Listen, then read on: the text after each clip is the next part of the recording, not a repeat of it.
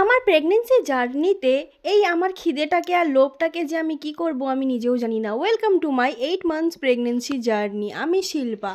Doctor দেখিয়ে আসার পর মনটা ভীষণ খারাপ হয়ে গিয়েছে, বেশি বেশি করে ফল খেতে বলেছে। আর এইদিকে দেখো মুষলধারে বৃষ্টি হচ্ছে, আর এই বৃষ্টিতে ইলিশ মাছের ভাপা হচ্ছে আজ আমাদের বাড়িতে, তাও আবার আমার জন্য। আমাদের বাড়ির এখানে একজন হকারি এসেছিল চাউমিন বিক্রি করতে, তো সেখান থেকে আমি কিছুটা চাউমিন কিনে নিয়েছি। আর এই দেখো আমাদের কাঁঠাল গাছ থেকে কাঁঠাল পেকে আবার পড়ে গিয়েছে, আর বেশি কাঁঠাল নেই। আমাকে এখানে গরম গরম তেলাকুচির খাড়া দিয়ে দিয়েছে ভাত খাওয়ার 1 ঘন্টা আগে, যাতে আমি বসে এটা চিবোই।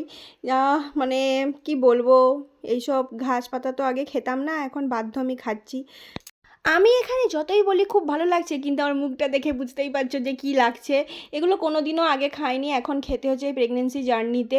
আর কি বলবো, আর এই দিকে দেখো এবার ইলিশ মাছের ভাপা হয়ে গিয়েছে। আমি তো আর মানে থাকতেই পারছি না।